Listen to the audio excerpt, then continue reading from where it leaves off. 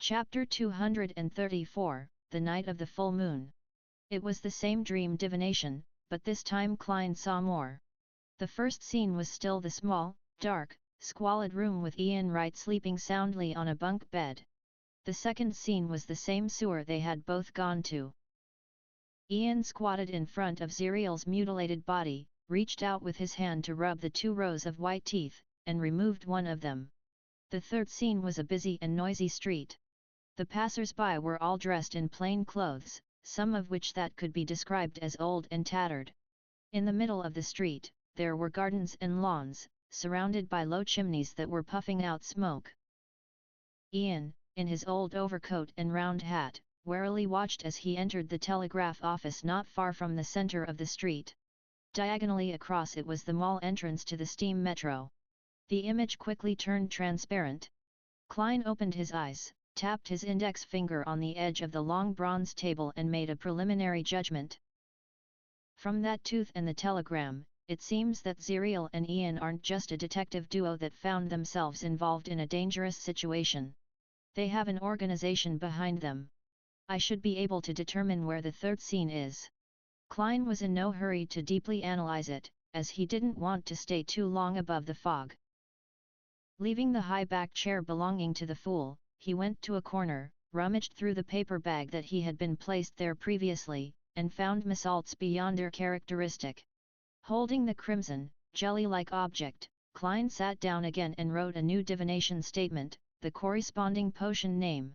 As he silently recited the statement, he held onto the Beyonder characteristic with one hand and the piece of paper with the divination statement in the other. With the help of cogitation, he fell into a deep sleep.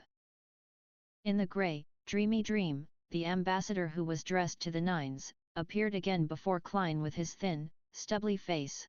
Holding a bottle of crimson liquid, he said to Misalt, "Drink it, drink this hunter potion, and you'll rule the Z-Manger gang." Of course, money is also indispensable, as Emperor Roselle once said, a stick in one hand and a carrot in the other. Hunter? Backlund is a huge metropolitan city, Misalt frowned and asked curiously. To someone illiterate like him, hunters were associated with the wilderness and animals. The middle-aged ambassador chuckled and said, "The biggest city is the largest dark forest. Here, everyone has 2 identities. One, the prey, and the other, the hunter. Even the weakest hunter is a hunter. It's possible for them to harm stronger prey. Go, join this magnificent hunt." The scene shattered and turned into countless specks of light. Klein looked down at the crimson Beyonder characteristic in his hand and said to himself silently, "So it's the hunter potion. It's no wonder Misalt was so good at fighting. He even used a blowpipe to shoot poison darts. It's no wonder how he was able to track me here.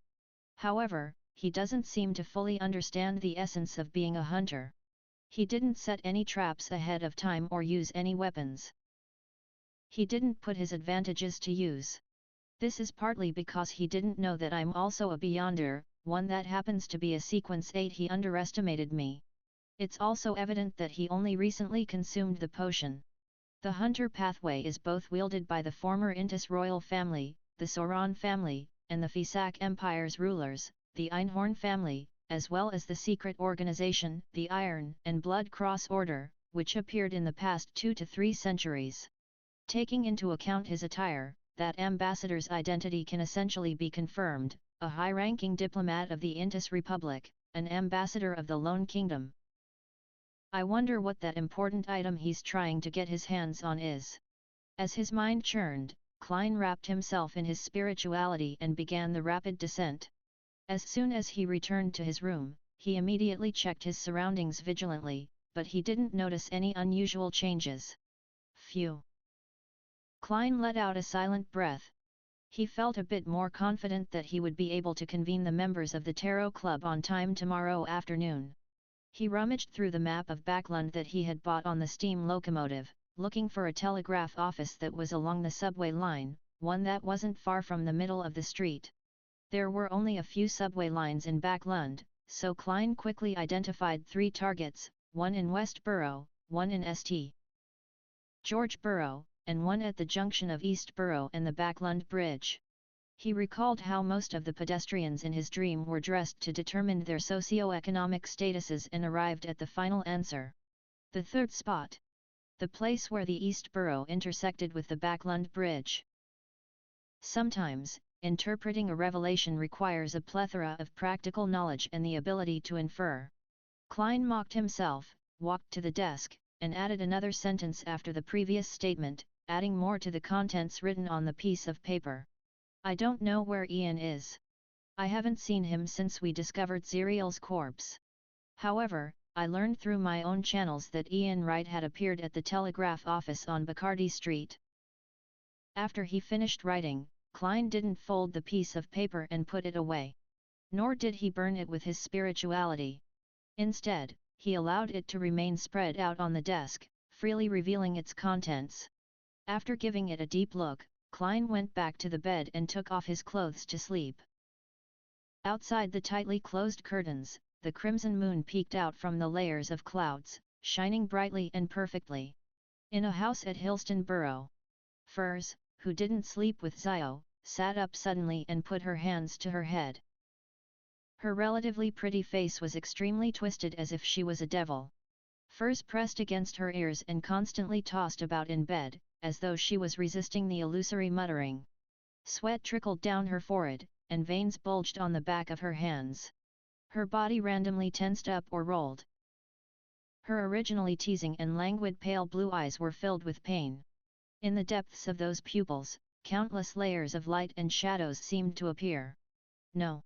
Furs finally couldn't hold it in any more as she let out a low tragic cry. Her hands stopped covering her ears and resorted to yanking at her hair, as though she was going to fight pain with pain. After a few minutes of writhing, she finally stopped. She released her hands, looked at the handful of slightly curled brown hair, and weakly laughed at herself. I lied to Zio, telling her that the murmurs every full moon don't have much of a negative effect on me.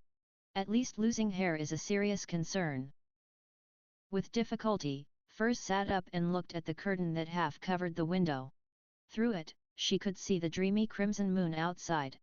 It's getting worse each and every time. Will I lose control the next time because of this? Furs could no longer suppress the weakness that she had buried deep in her heart.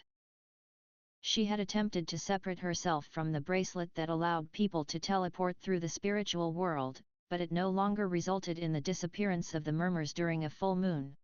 She had tried to take sedatives, had tried chanting the name of the god of steam and machinery, had tried some ritualistic magic, but it hadn't changed the fact that she was gradually slipping into the abyss. If only I could understand what the murmurs are saying. I wish to die in the know, and not be buried clueless. Perhaps, I might be able to hear it clearer after advancing to sequence 8. But I've never encountered anyone selling the Trick Master potion formula. Furs looked out the window in a daze as her eyes were dyed red by the moonlight. On Monday morning, Klein woke up early from his restless sleep and got out of bed. He went to his desk and began to draw the curtains and open the window to let the light and wind into the room. At that moment, he caught sight of the paper on the desk at the corner of his eye. It was facing the window, maintaining its original spot. However, Klein clearly remembered that before he slept, this piece of paper was facing the chair and the bed. It had flipped over and changed orientation after a night's sleep. Klein's pupils constricted as he abruptly reached out and pulled the curtains open. He saw that the oriel windows were still shut tight, not letting even a waft of wind in. Without any wind, the paper had rotated 180 degrees by itself.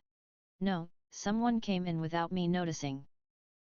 Klein felt a chill run up his spine to his head.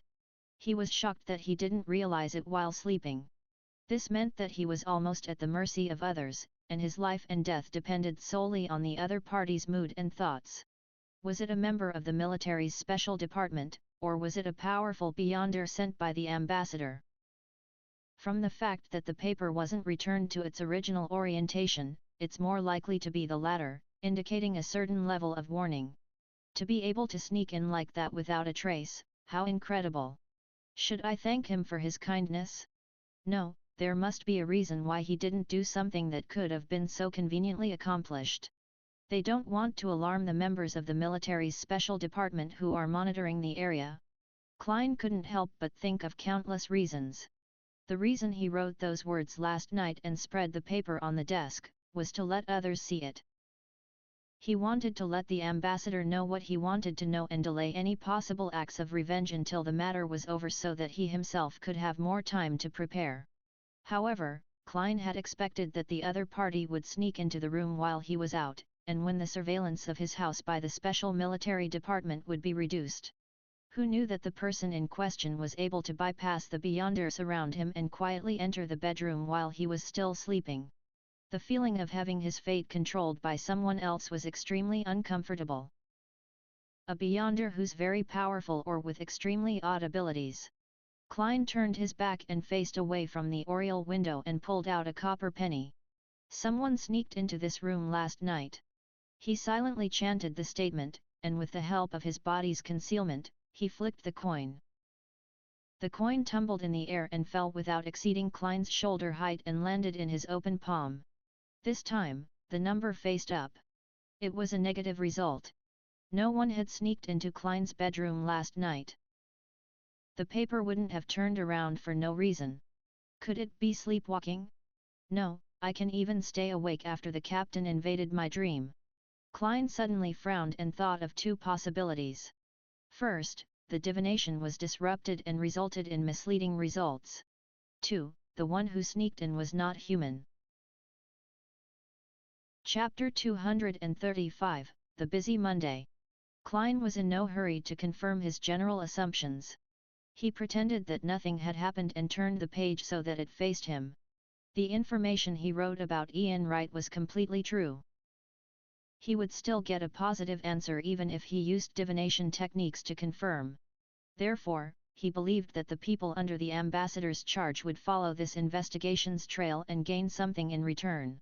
It was unlikely that they would have the motivation to seek revenge on him for the time being. Similarly, he would continue to spread the paper out on his desk for the military's special department who were monitoring him. It would direct their attention away from him as they shifted their focus to Ian Wright. It would then be a race against time to find him before the ambassador. This way, Klein would be even safer. It feels like I'm walking on a tightrope. Is this a clown's special trick? He shook his head in amusement. He opened the oriel window, hoping to take in the fresh morning air, but there was thick, choking smog outside that made him quietly close the windows.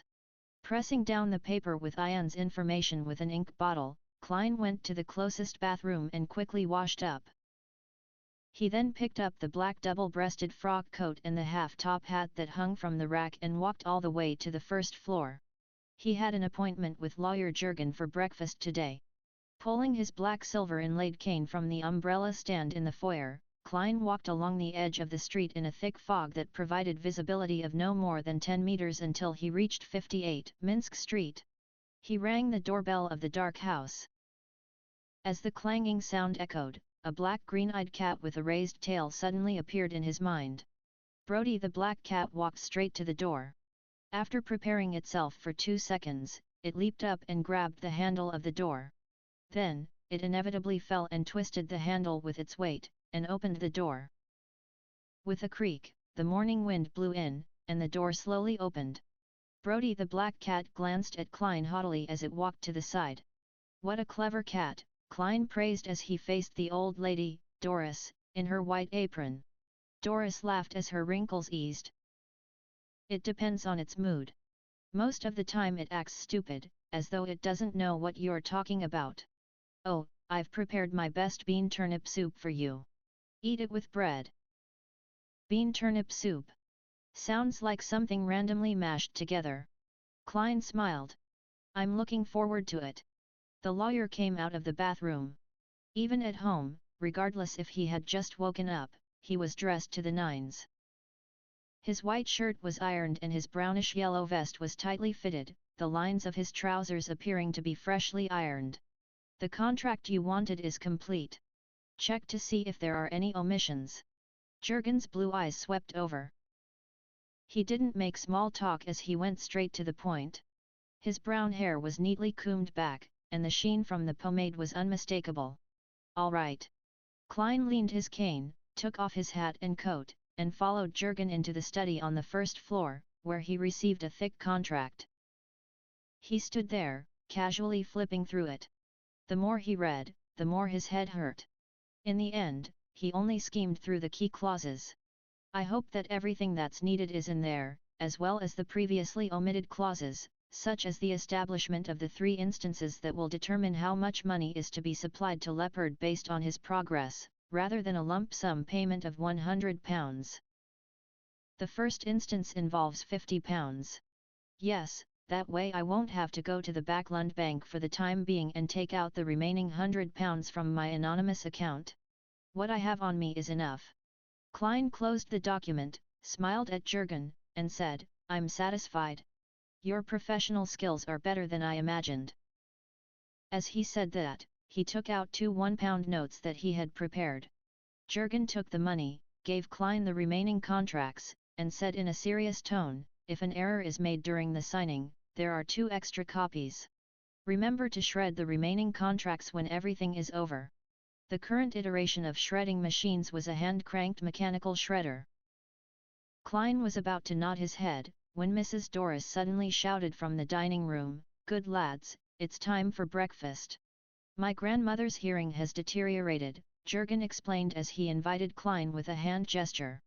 Klein followed him into the dining room and saw that Mrs. Doris had scooped out a spoonful of yellow and green liquid from a black pot and poured it onto the corresponding plate. "Here, try the bean turnip soup. Here's your bread." Mrs. Doris smiled and pointed to the suspicious pile of food. Klein looked at Jurgen, who looked even more serious than before. His heart skipped a beat. Forcing himself to sit, Klein broke off a piece of white bread, dipped it in the yellow-green soup, and stuffed it into his mouth with the spirit of an adventurer. He was surprised to find that the flavor was actually quite good. The faint salty taste had a sweet tang to it that stimulated his appetite. It also perfectly brought out the soft, fragrant flavor of the bread. "My grandmother was once an excellent cook," Jurgen said casually as he slowly savored his breakfast. "Then why do you have to keep a straight face? I really don't have any appetite watching you eat." Klein lampooned silently before immersing himself into the relaxed and happy feelings brought by the delicacy. After leaving the Jurgens, he made 3 transfers to Surd Street in St. George Borough, where he made a formal agreement and paid Leopard the first £50. The second sum of £30 would be paid in 2 weeks' time, depending on Leopard's progress. At this point, Klein was left with only £21.08 solely. Then, he returned to Sherwood Borough and went to the public library to read the Tussock Times of the past year in search of news regarding the Intis ambassador to the Lone Kingdom. When it was almost noon, he finally saw the black and white photo and confirmed that it was the one he had seen in his dream divination. Bakerland Jean Mudun, Klein recited the Intis Republic's ambassador's name silently. He left the library and found a small restaurant for lunch. At 10 minutes to 3, Klein pretended to take a nap. He drew the curtains, took 4 steps in the counterclockwise direction, and arrived above the grey fog. He first divined if the military's special department had relaxed their surveillance on him and received a positive result. He then wrote a divination statement that he had thought of in the morning, the infiltrator from last night. Leaning back in his chair, he muttered the sentence. Klein's eyelids drooped as he fell asleep. His bedroom came into view in a world of illusion, separation, and obscurity. At that moment, Klein saw a black shadow squirming in the crack at the bottom of the door. A slender, iron-black threadworm drilled its way into the room. It arched at the center and then flattened itself, constantly repeating it as it proceeded towards the desk.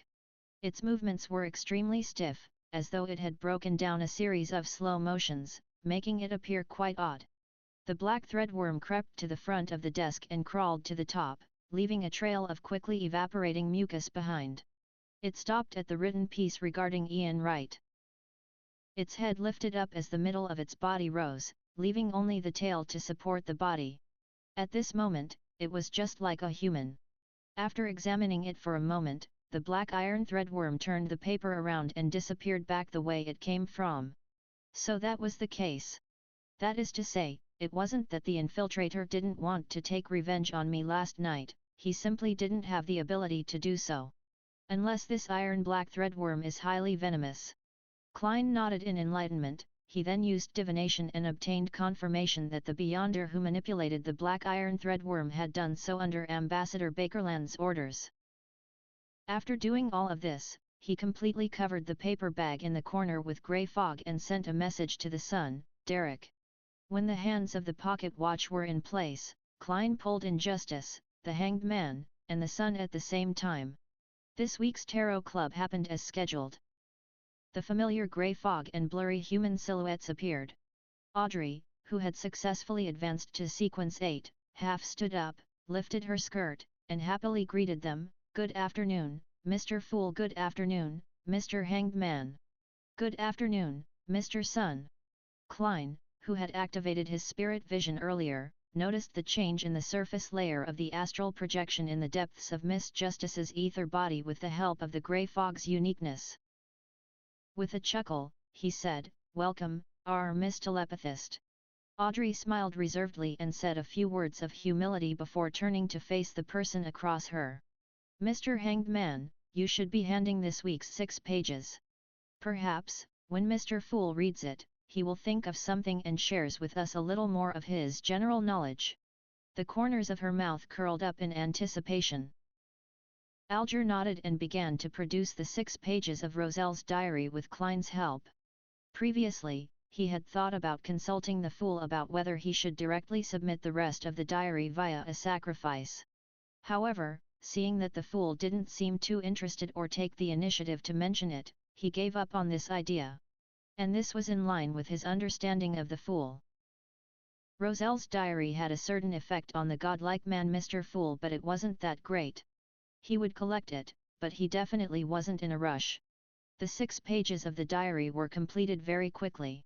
As Alger was about to offer it to the Fool who sat at the end of the long bronze table, he suddenly remembered something. He hurriedly said respectfully, "Mr. Fool, I have obtained a piece of information related to the secret order." There was no obstruction of information on the ocean, it just wasn't timely enough. The pirates also valued intelligence and often sent people to the colonial island to exchange information that they had gathered. It was through these channels that Alger learned something about the secret order. "Very good." Klein nodded his head slightly, giving his permission to the Hanged Man to recount what he knew. He didn't stop the presence of Miss Justice and the Sun from letting him speak. This would help the former gather more information about the secret order, while the latter understood nothing. At the same time, he allowed the 6-page diary to appear in his hands. The Hanged Man said unhurriedly, "The secret order has some connection with the Intis Republic." The Intis Republic? Yes, Emperor Roselle was from Intis, and Zeratul had sought him out in Trier, the capital of Intis. The secret order was also involved in the famous incident at Intis. Well, it's not too surprising that the secret order still has some connection with the Intis Republic today. After validating this new piece of information with what he knew, Klein confirmed that the information provided by the Hanged Man was true. Just in time, I'm going to deal with the ambassador of the Intis Republic." Klein was in no hurry to read Roselle's diary. He looked up at the 3 members. Chapter 236, Internal Commission. As Klein's knowledge of mysticism and Beyonders deepened, as well as his experiments with some of the powers of the space above the grey fog, he no longer felt anxious when facing Justice, the Hanged Man, and the Sun. He became less preoccupied with maintaining an enigmatic and unfathomable image so as to prevent the Tarot Club members from keenly noticing his facade. He now knew that although the deities in this world were powerful and bizarre, they were by no means omnipotent and omniscient. This description was something that only the legendary creator of everything could do, one that only the City of Silver was still worshipping. The deities had their limitations, and the deities could also be put into tough situations. That was something Klein could now confirm. Be it the Book of Storms or the Revelation of Evernight, they more or less touched upon this. Therefore, at the recent tarot gathering, Klein was consciously building character traits, slowly shaping himself into a restricted powerhouse who, for some reason, couldn't move freely but was almost a deity. This way, even if he occasionally showed that he didn't understand certain things and occasionally asked for help, it wouldn't arouse the suspicion of the Tarot Club members. Of course, the premise of all this was that, through his previous attempts and through the power displayed by his blessed Azek, he had undoubtedly embedded the image of a deity-like existence into the minds of Justice, the Hanged Man, and the Sun. Phew, I hope that this building of character traits will succeed. That way, I won't have to worry about not being able to answer their questions in the future. Of course, things that are part of general knowledge still have to be known, and I shouldn't show fear. Klein tapped the edge of the ancient table and said with a chuckle, I want to issue a mission. Mission? Audrey's ears pricked up slightly as her eyes widened. She was astonished, expectant, and perturbed at the same time. She clearly remembered that this was the first time that Mr. Fool had officially issued a mission. Although he had previously made a few requests, they all involved prepaid rewards. It seemed like he had randomly selected missions to conform to the principle of equal exchange. This time, he used the word issue. As a telepathist, Audrey was already very good at reading the hidden meanings behind words. At the same time, she keenly realized that although the Hanged Man appeared to remain unperturbed, he was actually abnormally tense. As for the Sun, he seemed to be muddle-headed, treating this as a very normal thing. You can choose to accept it or not. With the help of his clown's powers, Klein's tone sounded much more relaxed. Another blessed of mine has arrived in Backlund. He wants to finish a matter, but it's not convenient for him to show himself. Another blessed. The Hanged Man nodded, seemingly in thought. He wasn't surprised at all. In his eyes, for a powerful godlike existence like Mr. Fool, possessing many blessed was a matter of fact. I wonder what the sequence number of Mr. Fool's blessed is. Well, I still owe his previous blessed a reward. Even though Mr. Fool's reward was paid by Mr. Hanged Man, and he doesn't really care about money, I did pray for help at that time. Furthermore, Vice Admiral Hurricane was killed by that blessed, his blessed would still need some funds for their activities. Audrey thought with some guilt. Frankly speaking, 30,000 gold pounds in a large plantation was an enormous amount of wealth to her, but that alone didn't have any significant effect on her life.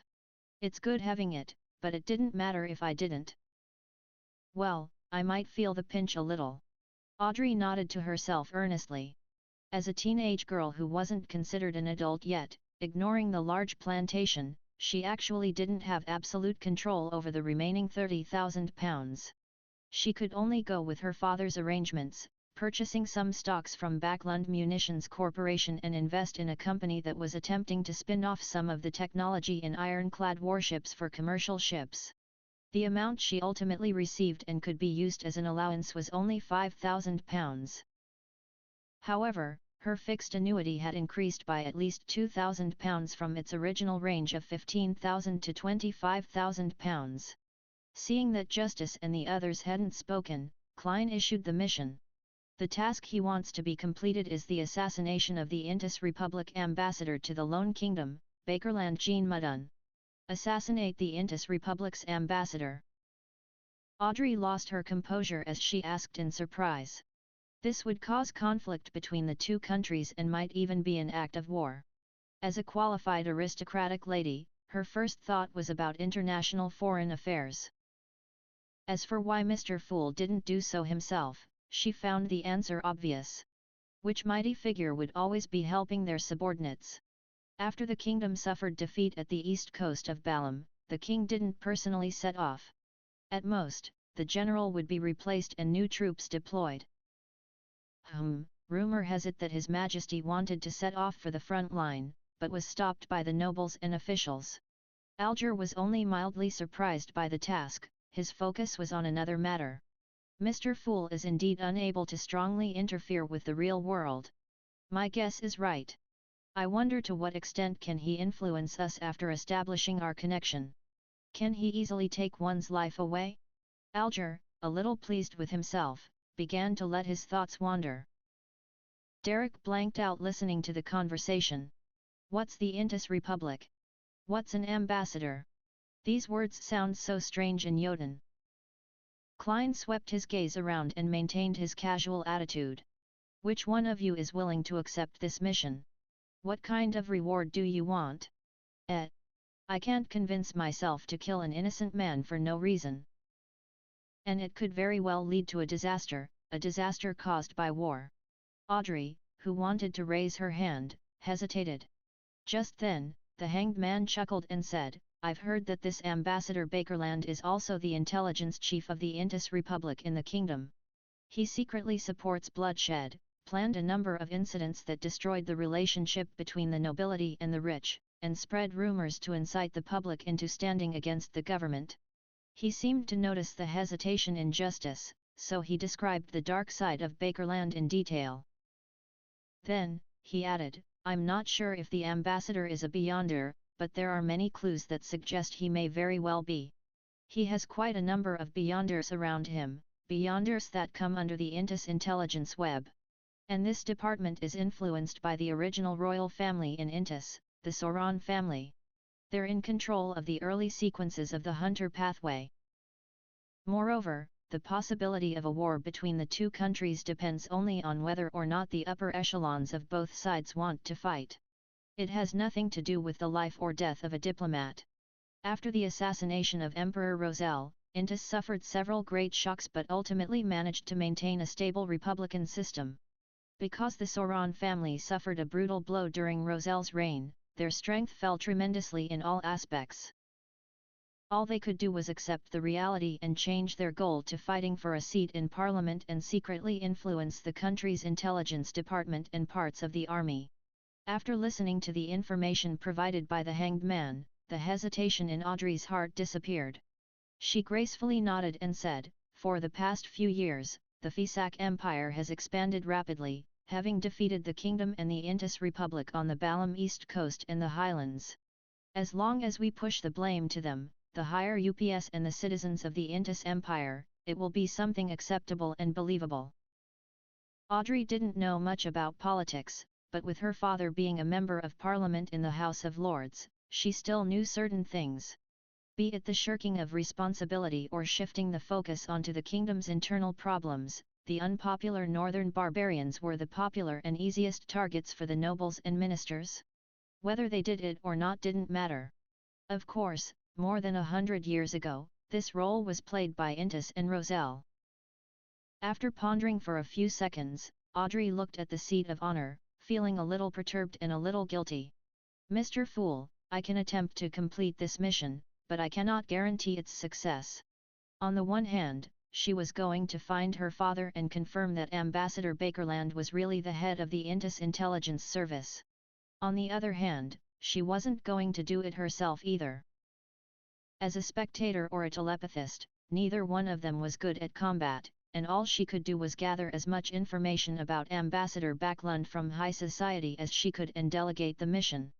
Well, I could get Zio and Furs to ask Mr. A to do it. Or find the hosts of the other Beyonder circles. I cannot be exposed. Things have to be kept secret, and there might be Intis intelligence agents lurking in those circles. I don't know how much money I'll have to pay, but £5,000 might not be enough. Audrey was already beginning to think of the subsequent plans. Klein didn't pin his hopes on Sequence 8 Miss Justice to succeed.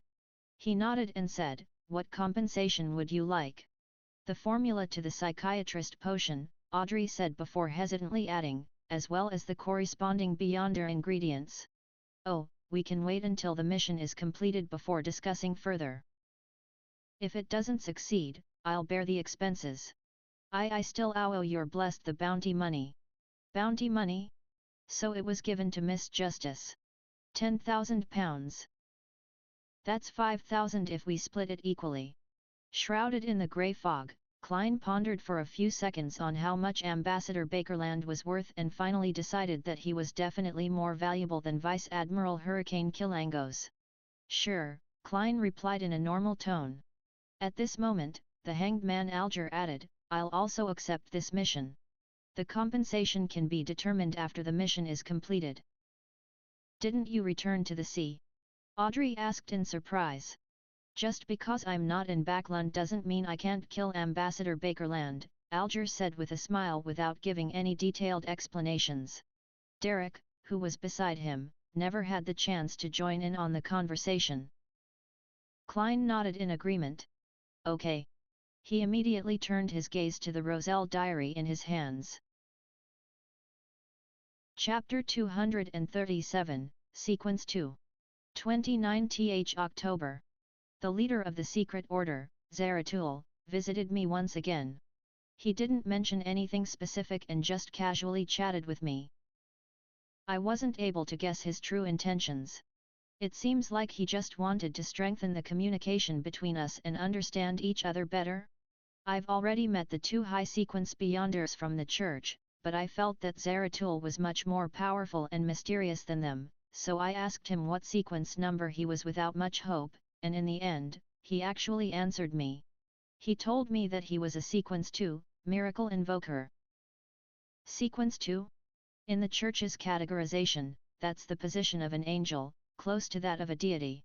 He truly is more powerful than the alchemist and arcane scholar that I met before. But my intuition tells me that Zeratul isn't telling the whole truth. Sequence 2 might just be his former position, or that he's about to advance. Miracle Invoker? A master at creating miracles? The name of this potion makes one's imagination run wild. This is the corresponding sequence 2 of Seer, a miracle invoker who controls fate? I tried probing Zeratul if the word miracle refers to the miracle of fate. That the seer pathway is one that slowly understands and grasps fate so as to control it. Zeratul ignored the first question. He told me that fate is just one of the parts of the seer pathway, and it's not even its main focus. The pathway that truly represents fate is monster. He raised a few examples which were all potion names of the monster sequence. Sequence 7 Lucky, Sequence 5 Winner, Sequence 2 Soothsayer, and Sequence 1 Snake of Mercury. It's also known as the Snake of Fate. This was the first Sequence 1 I got to know. It hit me right in the face. According to what I know, the monster pathway should be controlled by the life school of thought. This school seems to also have parts of the apothecary sequence pathway. They propose 3 major divisions: the world of absolute rationality, the world of the spirit, and the material world. Yeah, it's pretty cool. Zeratul told me that the life school of thought specializes in astromancy, seeking to use medicine, music, light, wine, and fragrance, to eliminate paths with unfavorable star readings and fate. They believe that disasters and diseases are caused by the loss of balance between man and nature, as well as the balance between man and his own mind. He added meaningfully that the life school of thought worships the moon. Why worship the moon and not go one step further, the Evernight goddess? This diary took up 2 pages and was clearly copied from both sides of the original. That's a lot of information. Klein sighed in heartfelt silence. This was also the first time he was learning of a Sequence 1 potion's name. Snake of Mercury and Snake of Fate really made one feel a pining for. Similarly, it's my first time learning of a Sequence 2. I now know the corresponding Sequence 2 of Seer. The name Miracle Invoker sounds pretty good. It contains deep meaning and doesn't sound lowly. Of course, compared to Soothsayer, it does seem a little inferior. Fate is only part of the seer pathway and it's not even its main focus. I have to remember this. I should constantly reflect on myself and not end up steering towards fate. It might result in the failure of my acting. Zeratul's words don't seem contradictory. The monster pathway is the real path of fate. So, Soothsayer is a Sequence 2. If that's the case, then I already knew of a Sequence 2 in the past. Although he didn't take his eyes off the paper, Klein was seriously considering his own sequence chain. Due to his experience in digesting the 2 potions, Seer and Clown, and because he could spy and revere fate, he was able to be a little prescient regarding fate. However, he would still be helpless toward the development of fate. He had slowly been equating the essence of his Beyonder pathway to fate. If it wasn't for this diary, it was very likely that he would have used this as a premise to comprehend and act for the subsequent sequences. As for whether or not Zeratul was lying, what Klein was certain of was that the monster pathway was definitely the sequence of fate, which was consistent with what he had seen from the confidential information of the Nighthawks and with the potion name he had heard of earlier, Soothsayer. Now that there was a fate sequence, the seer pathway was unlikely to be a repeat. This would result in some degree of overlapping, and it would be inconsistent with how each of the current sequences had different characteristics. Therefore, Klein was inclined to believe what Zeratul had said. He was inclined to believe that fate was only part of the seer's pathway, not even its main focus. The value of these 2 pages is invaluable to the present me. The alchemist and the arcane scholar should be the higher sequences of the savant pathway. From Roselle's tone, they definitely don't belong to sequence 2 and 1, that is to say, they are sequence 4 and sequence 3. For the time being, it's impossible to determine which is sequence 4 and which is sequence 3. Klein gathered his thoughts, flipped the diary, and continued reading. As for why the life school of thought only worshipped the moon and didn't believe in the Evernight goddess which symbolized the crimson moon, he was unable to ponder too deeply about it due to the lack of information. The 3rd page was Roselle's recount of inventing a practical steam engine. At times, he was afraid of suffering crackdowns, and at other times, afraid that the fruits of his labor would be seized by powerful figures. His words displayed his fear of being persecuted. To think that even Emperor Roselle, who thought of himself as the protagonist of an era, would have such a perturbed and worried side to him. The corners of Klein's mouth twitched as he flipped to the 4th page of the diary. 18th April. Matilda is pregnant. It's to be expected, and I can even tell you exactly which love-making session she conceived in, because I felt a decrease in my Beyonder characteristic. Once the conception is successful, my own Beyonder characteristic will follow a mysterious connection, and part of it will be transferred to my child. After that, I asked Archbishop Van Este worriedly. He told me that this is a normal phenomenon. For sequence 7 and below, Beyonder characteristics will not be passed on to the next generation, but it isn't absolute. Sequence 6 and 5 will naturally pass down a portion, but it will not affect the parent's strength. As for the child, they would be born with certain Beyonder powers, close to that of sequence 9, but as a result, their pathway is basically fixed. At high sequences, the inheritance of Beyonder characteristics is something one can control. One can choose to pass down or not, or one can even choose to pass down just a little bit, a third, half, or all of them. In other words, the children born from high sequence Beyonders might be born as Beyonders. As for the sequence number, it's up to either one of the parents to decide. I wonder if the descendants of the deities are like this as well. After reading the diary, there were only 2 phrases in Klein's mind: Law of Beyonder Characteristics Indestructibility and Law of Beyonder Characteristics Conservation. Is the law governing the survival of Beyonder creatures? It's no wonder that some magical animals will reproduce only before they die. It's no wonder there would be the phenomenon of increased killing and bloodlust after childbirth. The target would be of their own race or even their partner. This is to supplement their Beyonder characteristics. According to this logic, if we trace this all the way back, where did the earliest Beyonder characteristics come from? Produced out of thin air? From the Creator who created everything? Since Miss Justice had already advanced to telepathist, Klein controlled the urge to nod and continued to leaf through the pages. The 5th page was Roselle's criticisms about how no one could enjoy his pop music and thought that he was making noise, while at the same time, he mused how refreshing stories was a common pursuit of different people from different worlds, and that the popularity of the novels he plagiarized from the Count of Monte Cristo allowed the newspaper he founded to flourish. Emperor, is there anything else you haven't done? With a smile, Klein turned to the 6th and final page. 10th November, I received the great pirate Savannah Solomon in secret at the White Maple Palace. I hope that he will plunder my opponents on the new sea route and strike at the ships of Fisak, Lone, and Finapotter. And I promised to help him advance to a high sequence Beyonder. The Beyonder pathway of Black Emperor has names that are as strange as the Demoness pathway: corruption, confusion, the fallen, disorder. However, in order to match the Black Emperor, they added on their own suffixes: Baron of Corruption, Mentor of Disorder, Earl of the Fallen, and Prince of Abolition. In order for Savinit to live up to his name, I decided to confer him the title of Earl of the Court in secret.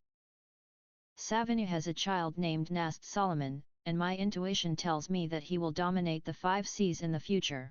Nast Solomon. The king of the 5 seas, Nast?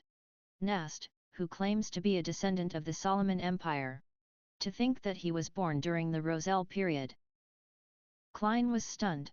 Since Roselle had mentioned the term New Sea Route, Klein had easily determined the corresponding year. It was in 1194 that the New Sea Route was discovered and the southern continent was found, and Roselle was assassinated in 1198. The diary could only have been written between those 2 years. That also meant that it was about 151 to 155 years ago. If Nast, the king of the 5 seas, was the Nast Solomon Roselle had spoken of, he's almost 160 years old. Is this due to other reasons, or do high-sequence Beyonders obtain an extension to their lifespan in the first place? Klein thought seriously. He gathered his thoughts and let the diary disappear from his hands. He then looked at Justice and said, "You are free to trade or communicate now." Mr. Fool has no general knowledge to tell us today. Audrey was slightly disappointed. She turned her gaze to Sun and said, "Can I exchange information related to the dragon from you?" She clearly remembered that Mr. Sun called the spectator pathway the dragon pathway, and that he said it originated from the dragon race. "Sure. I want the sequence 8 potion formula for Bard," answered the Sun, Derek, who had been silent all this while, in hesitation. He had wanted to use this as an exchange for information on the world where Justice and the Hanged Man were living so that he wouldn't always be confounded by what he heard. However, seeing that his process of digesting the potion was nearing completion, he still made his advancement his top priority. Chapter 238, Dragon of Imagination. Audrey wasn't surprised by the Sun's request. Since the acting method had proliferated in the City of Silver, then the amount of time that had passed suggested that it was likely that he was close to the end of his digestion period. Seeking the subsequent potion formula was definitely one of his highest priorities. I wonder how the bard acts? Sing poetry every day? When encountering combat, dodge to the side and use his singing to bring courage and strength to his companions. Or perhaps he would first bless himself before charging forward with a hammer or sword raised. I wonder if it will bring about an improvement in his singing ability.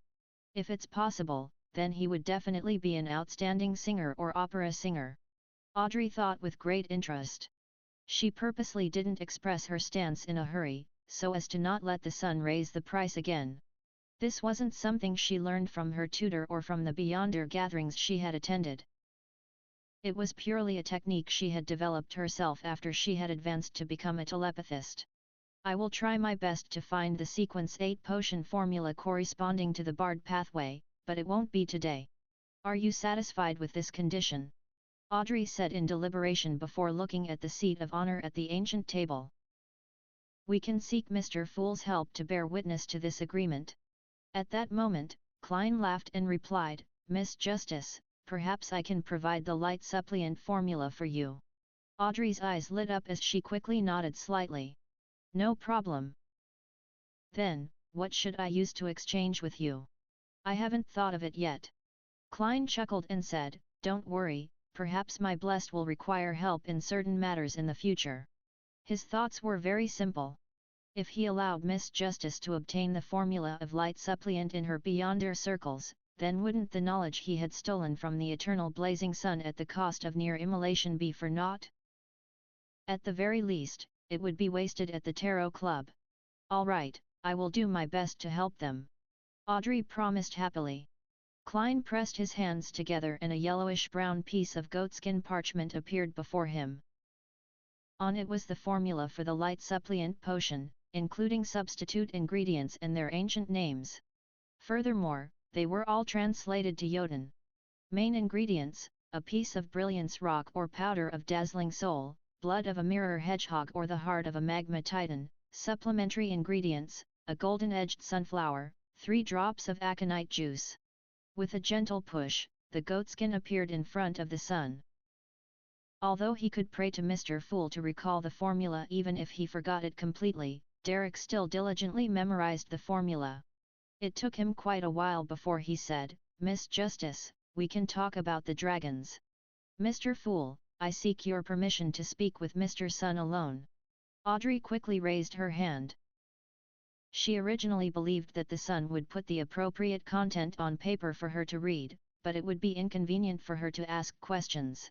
She would have to pen her questions and push them back to him. Such a way of communication was utterly cumbersome. Speak with him alone? In such a conversation, you probably wouldn't understand what the Sun is saying, likewise for the Sunday. Klein nodded as his voice remained placid. All right. In the Beyonder circles, Hermes was a language one had to master. Ancient Hermes was something that one could learn and was relatively popular.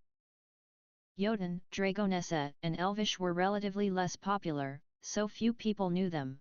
The moment that was said, Klein isolated the hanged man, preventing him from seeing or hearing.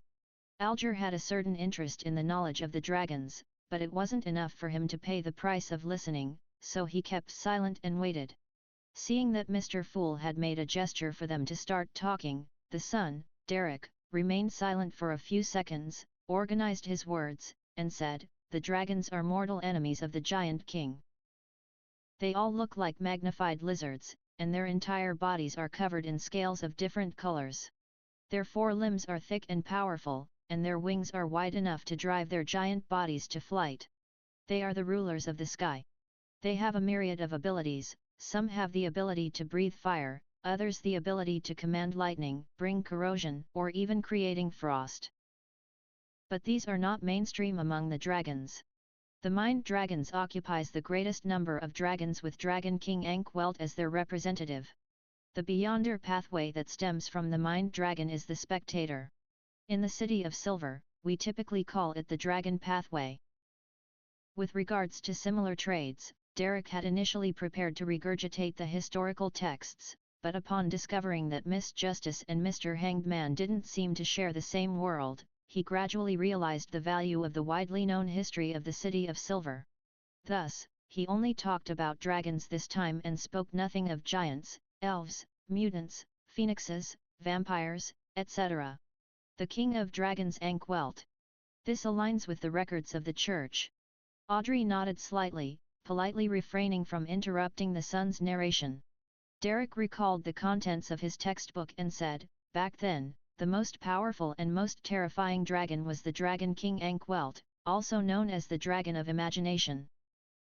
Apart from it, his son, Alzuhad blanketed the sky as well, overlooking the famous, powerful figures across the land and sea. Its name was the Dragon of Nightmare.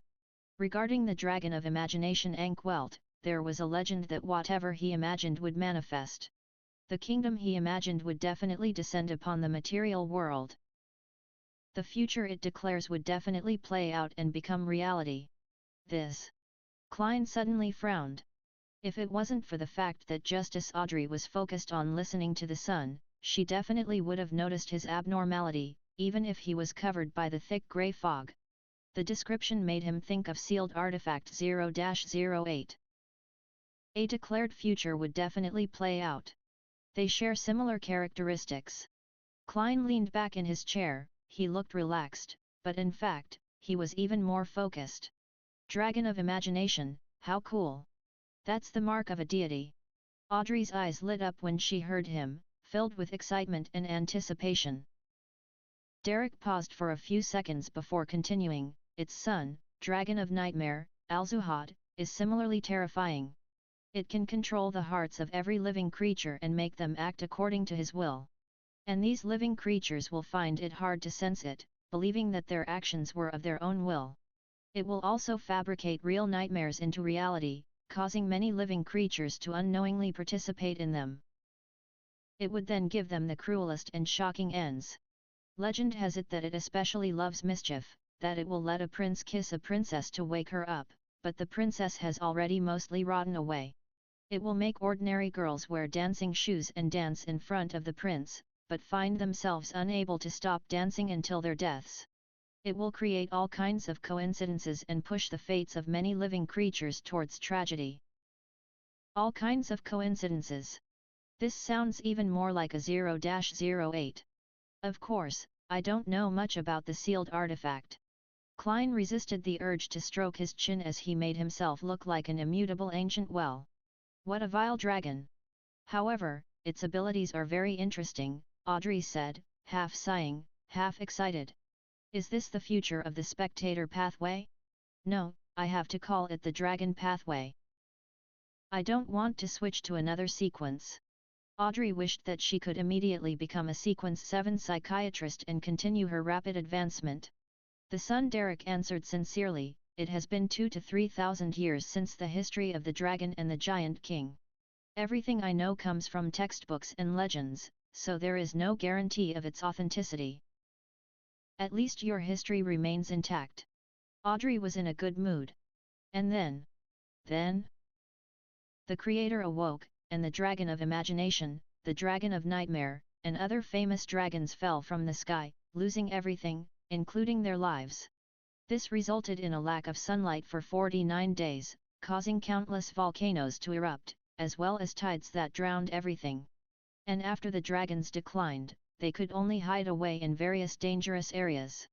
Later on, the giant king was destroyed by the creator as well, Derek said in a heavy tone. This is different from the history I know. Wasn't it the Lord of Storms, eternal blazing sun, and the God of knowledge and wisdom who led humanity to defeat the dragons, giants, and kill their kings? Audrey felt confused, as though time and history were somehow out of place. Klein was also puzzled by this and felt that the true history was riddled with mysteries, especially as it was from the Second Epoch, a time more ancient than history. Most of the legends recorded in the church's ancient texts should be fake, but the history of the City of Silver cannot be completely believed. What would real history be like? He gathered his thoughts, smiled and asked, "Is the exchange over?" "That's all I know," Derek replied in shame. He felt that the information he had provided didn't match the value of the light supplement potion formula. Audrey quietly drew a breath, as the corners of her mouth curved upwards. "I'm very satisfied. I know my future direction," she added happily in her mind. After a few more exchanges, Klein announced the end of this week's Tarot Club. After sending off Miss Justice and the others, he didn't linger any longer and quickly returned to his bedroom to reduce the risk of being discovered by others. In Empress Borough, the opulent villa of Earl Hall, Audrey happily paced back and forth, planning to reward Susie with a few dog treats. Just then, she heard a knock at the door. From the sound of her footsteps and the gate, she could tell that it was her personal maid, Annie. "Come in." Audrey looked at the mirror, smoothed her hair, and straightened her back. Annie came in with a piece of paper and smiled. "Miss, a telegram for you came from the southern continent." "Southern continent? Alfred?" Audrey suddenly thought of her elder brother, took the paper in delight, and examined it closely. It was indeed from her second elder brother, Alfred Hall. He had sent a telegram from the east coast of the Balam Empire and it read, "I've found the rainbow salamander you wanted.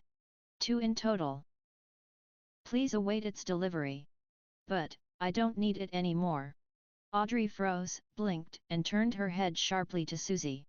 The large golden retriever wagged her tail with a stupefied expression. Chapter 200